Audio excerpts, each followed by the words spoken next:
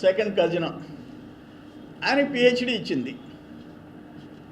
దేనికి ఇచ్చిందో, ఎట్ట దోపిడీ చేయాలా, ఎట్ట ఊళ్ళో ఆస్తులు కొట్టేయాలా, గ్రావెల్ ఎట్ట ఖాళీ చేయాలా, వీటి మీద ఇచ్చిందో నాకైతే తెలియదు. పిహెచ్డి ఇచ్చింది.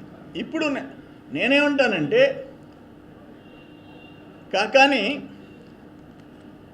ఫస్ట్ కేసులో 60 రోజులు సుప్రీంకోర్టుకు పోయి తప్పించుకుపోయినాడు, అబ్స్కాండ్ అయిపోయినాడు,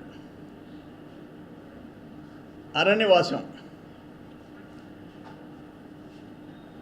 మొన్న కేసులో చింతామణిలో 57 రోజులు అరణ్యవాసం, మొత్తం 117 రోజులు.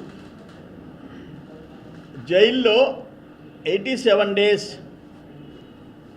జైల్లో 87 రోజులు అజ్ఞాతవాసం.